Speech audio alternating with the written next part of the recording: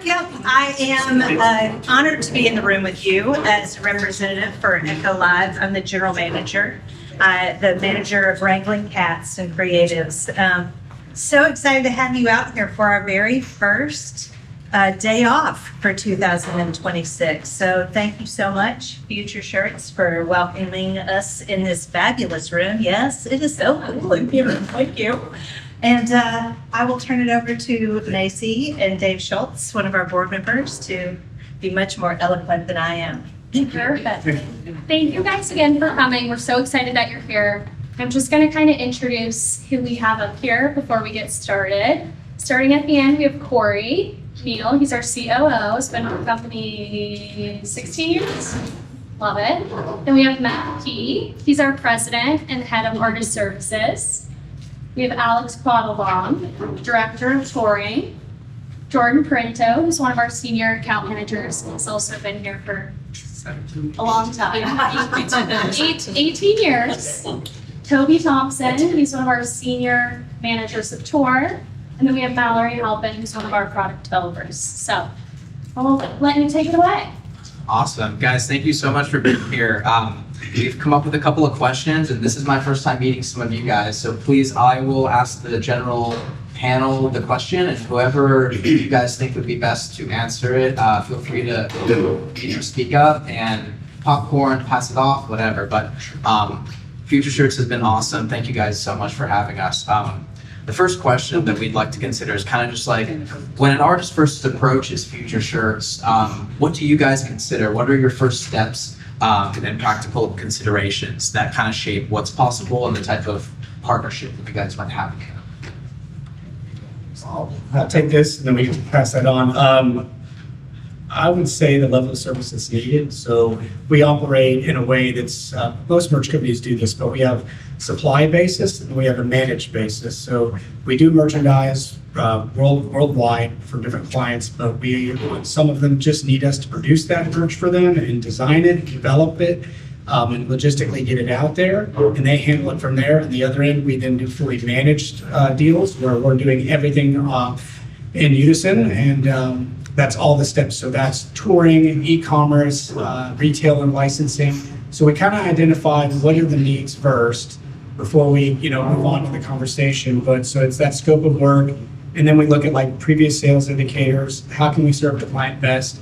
Really our mentality is to make it easy for our clients. It's in our slogan. And that's what we want to do is we don't want them to feel like merch is this burden to them. So we're here to offer all this robust team to then develop the product, get it out there on the road, sell it on the road, put it on the store, grow the store, get it into stores and for retail purposes. So really it's just seeing if they need that supply side of it yet, or if they're ready for what we call the managed deal, which also in the industry is known as a net deal.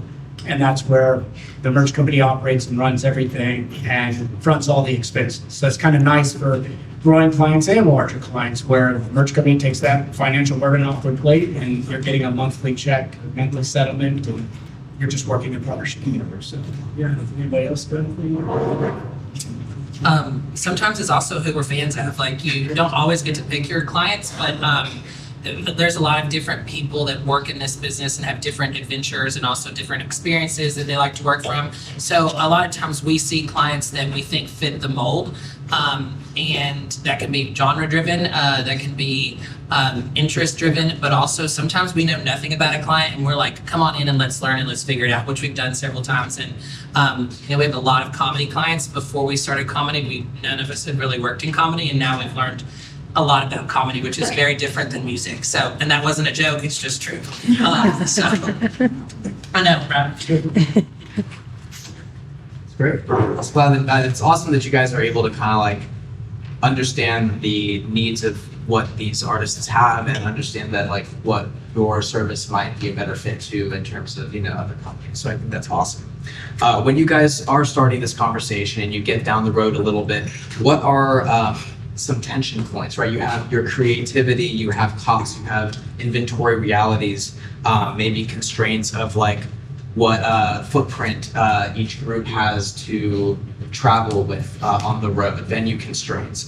What do you guys kind of consider in that world? Like maybe the decision of printing on some nice t-shirts versus some cheaper shirts? Or how does that work for you guys? Good question. I think we're all going to have answers on this one. So I guess I could start just real quick.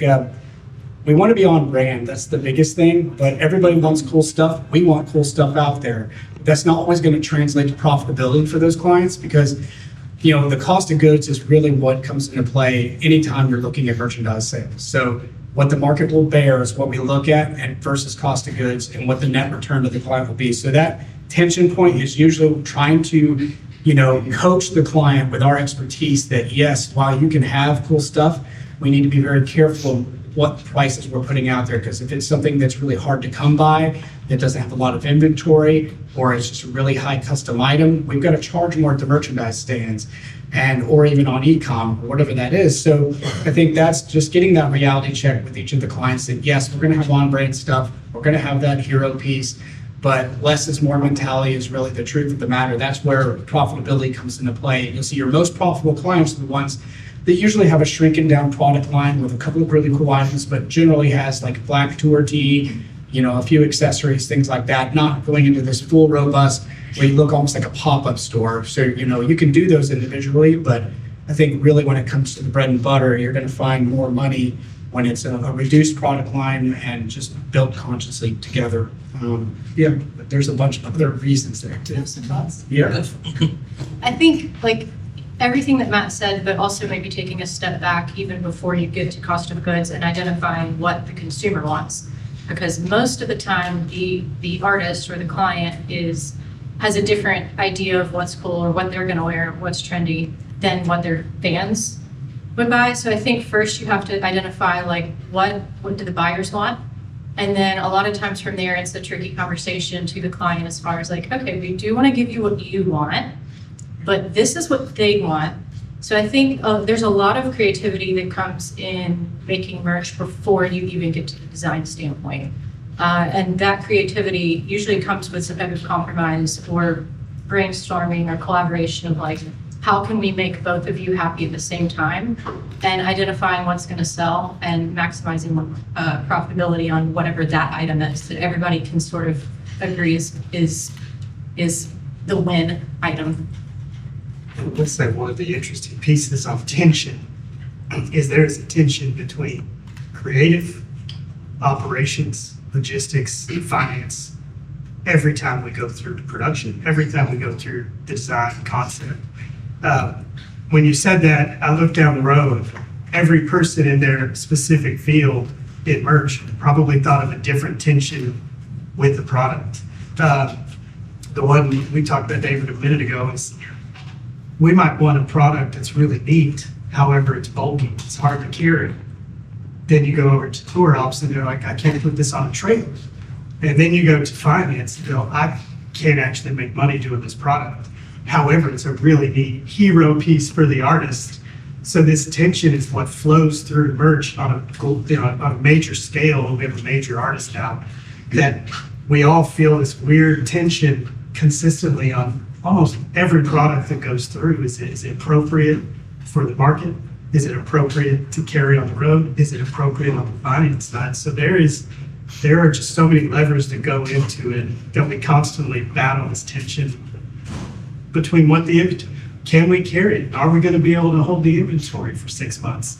And all those items. I mean, it's a pretty long question. If you can see all of our reactions of tension, they probably perked up because there is tension. And our job is to work among internally to reduce the tension back to the artist, how that feels to the consumer in the end, because the fan just wants to show up about the best product. They didn't care how it got there. They just want to make sure it's there. The artist wants to represent that. So it's our job to represent that back to the consumer as well. And I also think Matt touched on this, like a lean product line. We can push as far as we want. Sometimes management, they'll push back, but like if we have the sales data that 5 items are grossing 70% of your income, basically, we try to push that to where person comes up to the table and they see 5 items, they're going to be buying quicker than if there's 40 items. I know genres are different, and you know, if you get into like the metal music, you're looking at an entire smorgasbord versus if you go to like a country show, maybe they have 3 or 4, you know, it's different. But I think the difference there is that the fans know what they're going in for. And we try to push that like lean product line that, you know, focuses on, you know, profitability as opposed to, yeah, let's offer everything. So. It's great. Those were awesome answers. Honestly, I was not expecting that. That was incredible. You know, one of the things that I like to tell the people that I work with is the merchandise department is the only department that makes the tour money. Every other department just spends it. So to hear you all talk about how much consideration and like intention is put into this, it's not just t-shirts, it's a whole business. And that is, you know, sometimes the difference between a group making money on a show or breaking even or losing money. So I think that's super cool. And, you know, going into this too, like, how much do you guys rely on data, like past sales, like for your projections? Because Weekend Warrior touring is really cool because you can come back to Nashville and restock after 2 or 3 shows. When you are going out for weeks or months, you know, you have to drop ship. So, you know, also you guys selling hoodies in Arizona might not do, or selling hoodies in the Northeast might not do as well in Arizona. How much do you rely on that data for your projections? It's everything. I think the truth of the matter is typically any artist that you're going to look at, 99% of them, 70% of your business is coming from 3 items. Those 3 items is a fleece now because everyone's wearing an oversized. That's a tour tee, and then that's some sort of item that's specific to them. If the audience is a hat audience, or maybe they like to drink, country bands, is the koozie, or whatever it may be. All of that we take into consideration. We also take into consideration what venue you're playing. There are some venues that are just not good for merch sales. It can be a combination of reasons: the location of the room, the flow of the room, the time of the month in which people are being paid. If you have a show on the 10th and people don't get paid till the 15th, you may see a dip in a per head. We also know what markets look. We're going, hey, we're going into Houston. That's the highest per head you're going to reach in the country right now. We know that Phoenix is really hot. We look at the demographics across the board of, hey, this migration that you've seen from COVID, where now a lot of people with a lot of money have left certain areas and spread the wealth, we're seeing market shift. So we look at all of the markets, we look at the time of the month, we'll look at their previous sales history with their per heads. You obviously hope that an artist is going to have some sort of incline. So when you say that an artist goes in somewhere in 2024 and they're going back in 2026, you hope you can kind of look at it and go, hey, they're gonna have about a 10% increase, unless maybe they got canceled, but that's a whole nother thing. But generally you look at things from a slant and a scope of everything that we have. So if we take on a new client, to your other part of your question, we typically try to look at like, hey, we have a client that's similar, whether it's genre or just maybe the fan base looks the same, and we pull that data to start. I would say too that the initial ordering process, because we're all part of it, we always put production kind of on alert, being like, hey, we're going to hit that reorder button probably after night 1 because we really have we have the most data that we have, but we really don't know. And it's like watching the ball drop. When the settlement comes through, you're like, oh, okay, that didn't sell at all, but this did, and now you got to pivot and send an email to production. And they're, start a, we call them emergencies. So, Sweet. We have a lot of people in the audience that are actually touring on the road. You guys, I know you guys have road experience, some of you do. You guys have the luxury of not having to travel all the time. So for those that are actually on the road managing merch, what are some operational struggles, some feedback that you've heard from them, and how can they better prepare for, hitting the road? Well, with merch, it's always about real estate, space on the road, how much can you carry, how long you're going to be going. The way that merchandise deals typically are structured is the artist, while the merch company may be paying for it, the artist is actually eating the biggest bulk of the cost on the back end when you start to look at it. So the thing that we always say is like, give us as much as you can. We it is not cost effective to have a rep to ride on a bus, then also have them in a truck and drive too, because you almost have to have two people then, because there are laws that you have to follow with the DOT. You also have to let people sleep because people get tired and hangry. So you have those two options. So you can't just work someone to death. So those are some of the struggles, especially as budgets have gotten tighter. Cost of other things have gone up, ticket sales have taken a dip, or maybe they're doing okay, but all of the money, as you said, is tied up in the production of the show. So they just think, oh, we'll just like make merch an afterthought. But the truth of the matter is when the bands that think about it on the front end typically sell more and do better and also see higher returns, as opposed to ones that are like, oh, it's fine, we'll just ship all the time. If you're shipping all the time, you're also not going to make any money. It just doesn't happen. There's no way around it. And when I say making money, yes, there's a little money made, but if you're trying to make money, that's not it. I think too, to add to that, I was a road rep for almost 5 years, and it was a little different back then than it is now, but I think advancing your shows well within just being going into these venues, because they don't really care who you are coming in, they're still getting cut, but you could come into a situation that is absolutely just blindsided you, and that you might be, screwed for one reason or another. That was my biggest thing when I was touring, was just go in knowing exactly what you're getting into, and if you need help, hire help. But that's probably we still deal with that on some huge shows. We still deal with advanced problems, and it's kind of baffling. But probably the most important thing is touring is crazy.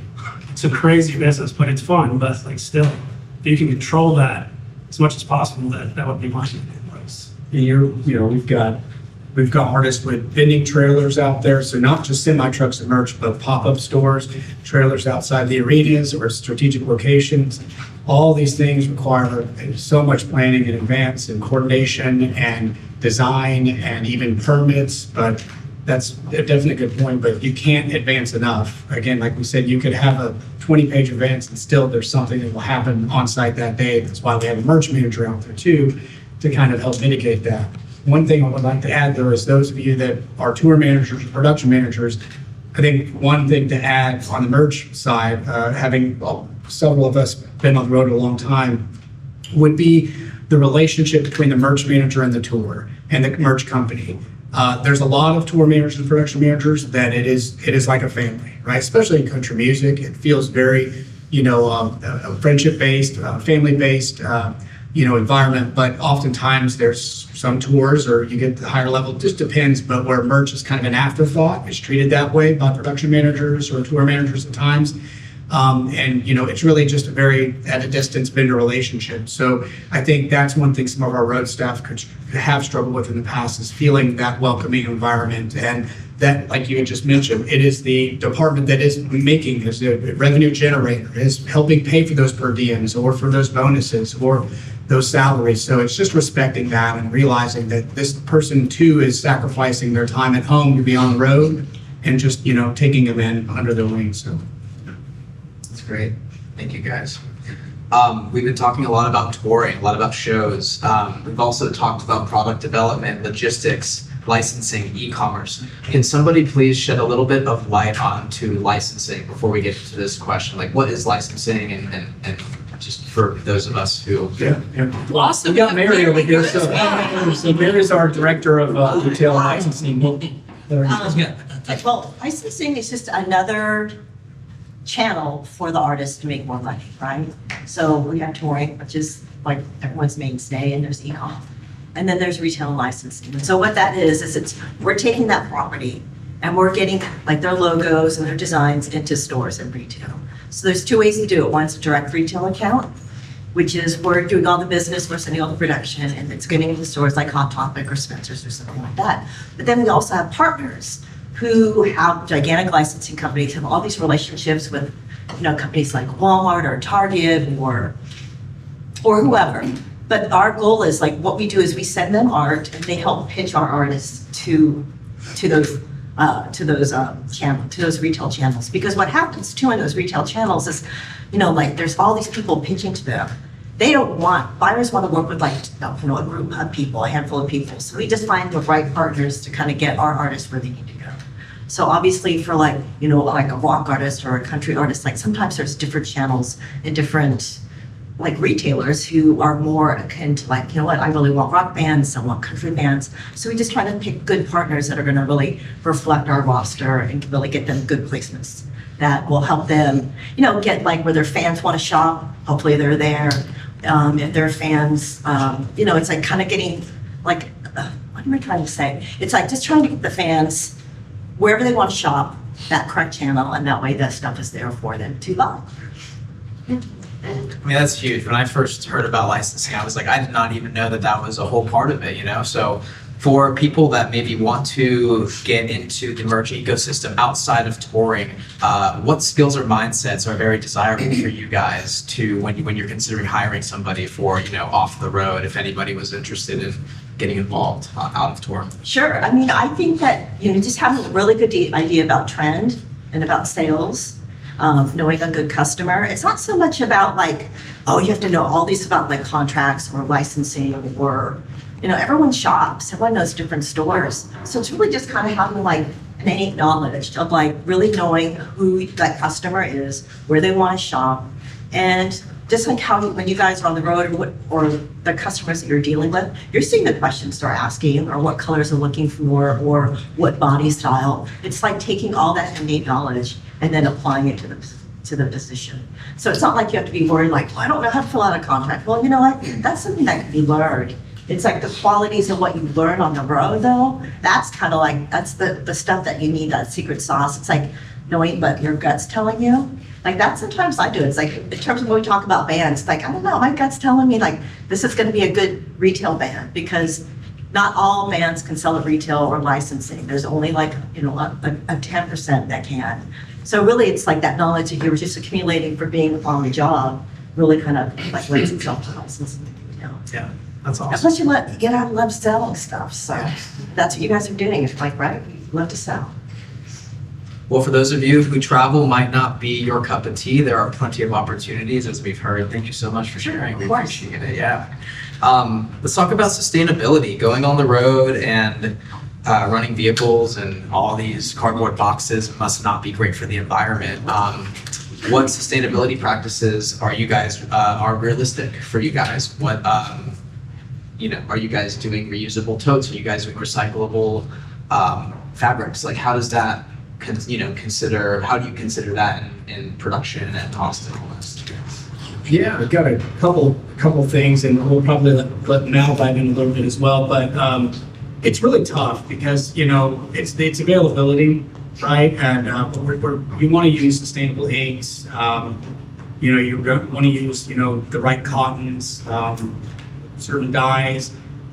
Using factories, we're going to work with the right factories, things like that. These are all things that come into play. But again, it also comes at a price. The more recyclable an item, sometimes the harder it is to come by, and also the price and considerations go into it. But when it comes to like cardboard boxes, we reuse them as much as we can.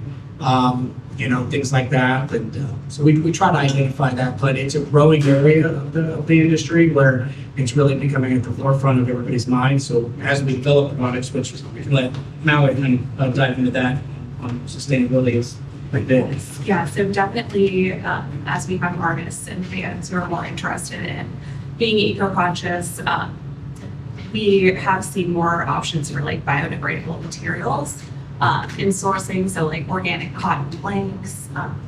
We also will utilize like different print techniques with water-based biodegradable inks. And yeah, just trying to avoid like single-use plastics. So selling like a nice high quality tote bag versus giving away the single-use plastic bags. Things like that I think are really the most common. We do have I was working the tour last year that's what they kind of demand is, recyclable and all that. And unfortunately, currently how it's going is just, it costs a little bit more. So like, we gotta kind of turn that cost into the customer. I think we'll see that more and more, and it might be more readily available, but it's kind of cost right now. It's just a little bit tough, for us and for the customer, if an artist is demanding that. But we got to do what the artist wants. So it's got to be choose. Is it also a selling point potentially for artists to let people know that their stuff is sustainable?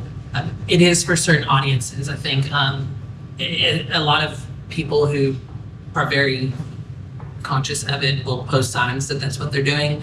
I don't know that some people really particularly care because the name of the game is the money. But yeah, I think the ones that do are very much like, this is what we do. Can I add a little thing to this that is not quite what you're asking, but is like another take to it? We've been really conscious about inventory. I think that even though that we're not talking necessarily specifically organic cottons and inks and all of that, on the flip side, you have, merch companies who might produce 100,000 extra units that end up going in a landfill.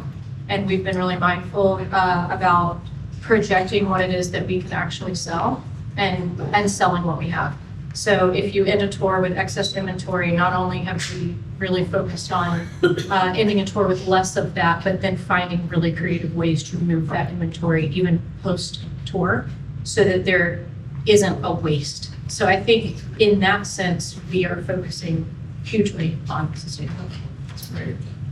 That's awesome. That was the last thing that during all of it, the biggest opportunity for sustainability is waste. It's not, yes, we can do biodegradable inks, yes, we can do all these products, but it's single-use product. If someone goes to a tour and they don't pick out the shirt, we have pallets left over.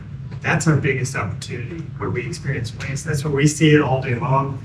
That's getting that product out.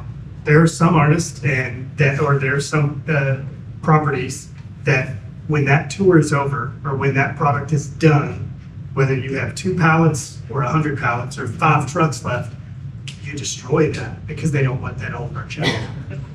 That is waste. And so I think that's where, when we look at what projections, we're trying to go back to the front end saying, is this the right product?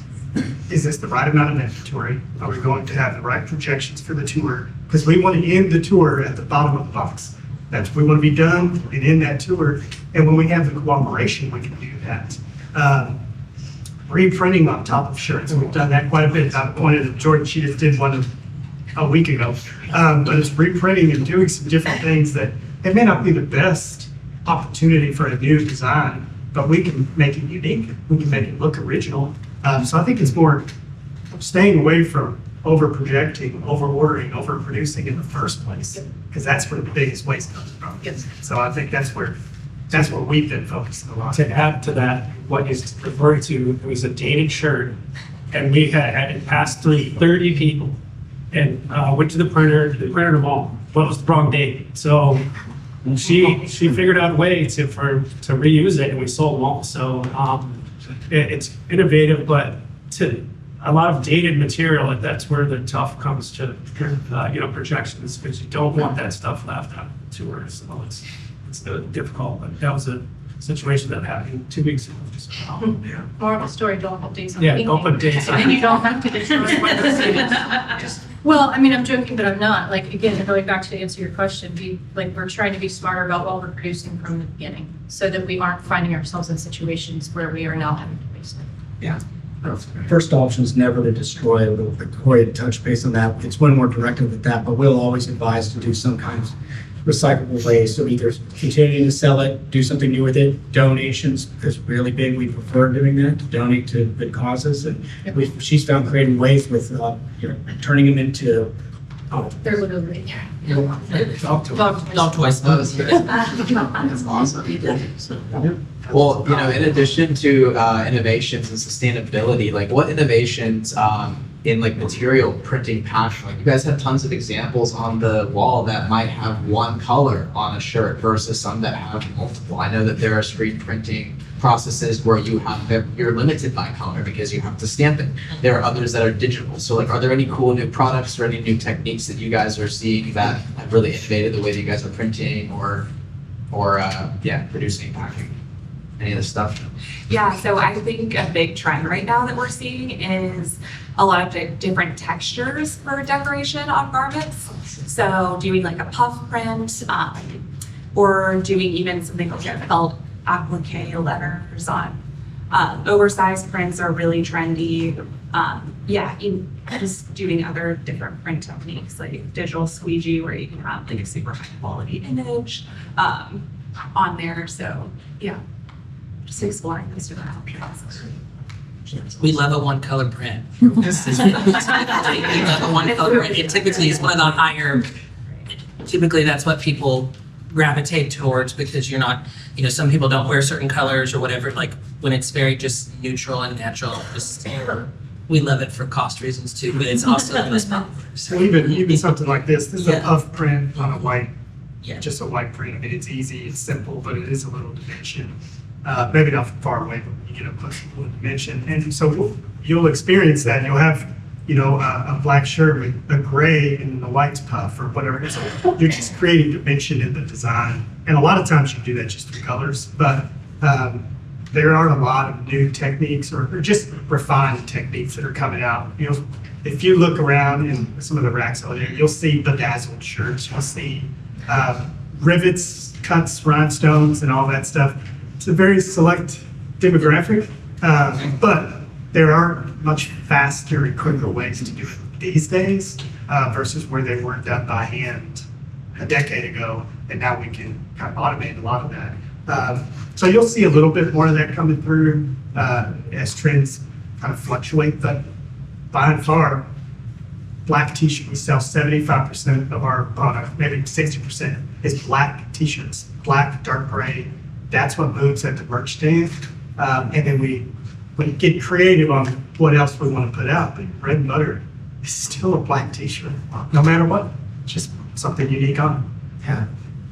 Well, you mentioned single colors have the highest profit margin for artists. So looking at profit, right? Because you mentioned that, venues will take a cut of this. Certain deals that you guys offer artists, involve you guys fronting it and you guys taking a percentage. You have label commissions, management commissions. You guys want to talk a little bit about how, when you price a shirt for $40, how much of that goes to the artist at the end? What do you guys, where's all that go?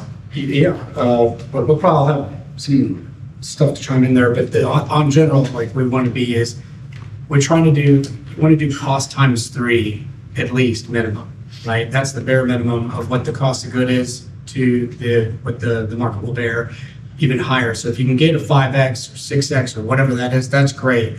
But yes, venues take 20% and they don't participate in any of the cost of good at all. So venue commission is going to be anywhere from 10 to 20, sometimes we still see 25 and 30, but they get that on the adjusted gross. So whatever's sold at that arena that night, minus credit card fee and taxes, they get that commission. And that's a huge chunk. That's more than the artist and the merch companies are going to get, oftentimes, because we're all having to put all of those costs into play before we get to a royalty split. Without getting into like actual deal points, but really how the managed deal works is, the merch company fronts everything.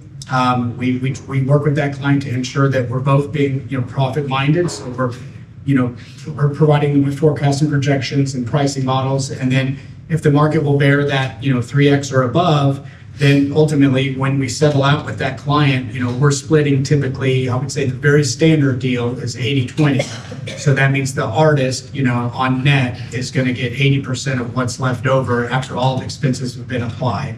And that's, so taxes, credit cards, the halls, the road costs, the cost of goods, trailers, so on and so forth, everything that's in that. And then the artist will get that 80% share, and the merch company will get that 20% share. So it's you could say it's pennies on the dollar, but it's not that bad, but it is pretty reduced from what the buildings are getting. So, some things like a $40 shirt, which is about the average price at an arena level right now. We're seeing 45, 50 get up there, but the reason we're seeing those prices go up is because those building commissions have not changed and the cost of goods have. So as time goes on, inflation occurs and our cost of goods go up. And if the building is still taking that 20%, we've got to charge more at that standing in order to ensure that we're providing a profitable business model to the client. So, you want your client to have a decent return off of gross, right? In most businesses, you would say a business is really healthy at, 20% net return model, right? So we try to make sure we're giving our clients much more than that, but it's tough. It's real tough to do that, especially with inflation occurring at any time, so. Tariffs as well, and all those things impact, fans at the merch stand, they go, oh my gosh, it's a $100 hoodie. Well, that hoodie actually costs us $35, and this was even below what we should be charging, but, the market won't bear above that. This has been great, you guys. Thank you. We talked a lot about business and strategy. Let's talk about something fun. Do you guys have any cool, fun stories of product that you're very proud about, or something out of pocket that you guys have done for a tour? Any cool projects that you're currently working on that you're excited about? I was gonna say, Toby and I work on this client account together. But last year, for one of our clients' tours, we developed a custom plush miniature bag charm. So that was a really neat project. Was in development for about 6 months leading up to the tour, and just working with our internal teams and designers, as well as our factory manufacturing overseas, going through sampling process, and then it was just really fun because it was outside of the box of our day-to-day t-shirts, hats, doing something totally different, and it ended up being one of the best sellers on the tour. So It exploded. I mean, we were at the tour launch, and we were like, what is going on? The third best item is basically a keychain. Which never happens. Which never happens. Wow. So we ended up having to, just because, and this is all production and whatnot, the timelines, that she's communicating with overseas, might not get back to you for 24 hours. So you got to plan this stuff out. But we ended up having to gate it every show because it was selling out so fast. They wanted it for each show tour. So it was a tough decision. We ended up ordering more, but it was crazy how that thing just flew off the shelf. It was sold out within an hour of the doors opening. So. We've had a couple of really cool jackets too that we've done for special events. We have one that's not out yet that will debut here in a few weeks. That's really cool. I also think what's interesting is not necessarily the item itself, but we're seeing it used to be like if your name was not on it, nobody was buying it. This last year we saw a hat that had nothing to do with the artist, and it literally was one of the, no pun intended, highest selling hats or items that we have ever seen that's not had an artist name on it. So I think that's reflective of how shoppers are. People are looking for more lifestyle as opposed to just the general merch. So I think we've developed a lot of really cool things lately. But yeah, I'm really excited about the jacket that's going to come out. We also had like a rodeo style denim jacket that we did last year that I really liked. It was, you worked on it. It was really cool. So those are some of the ones I think of recent. Brand like sponsorships or collabs and fun. With that denim jacket, we had kind of a official, partnership with Levi's, things like that, right? And then with one of our other clients, we have a collab with a very, with Snoopy. So, and that's actually a really, really, really, really good seller. And it's shocking how much, and I think that they're surprised as well on that side. But I think that I love seeing those kind of just unique things out of the box that are fun brands, ethical brands, things like that. You just come together and wow, who knew that you could make this beautiful piece of merch everybody wanted to buy? And really, these two things don't have much to do with each other sometimes. Well, I love that. I mean, thinking about how important music is to every single one of us, right?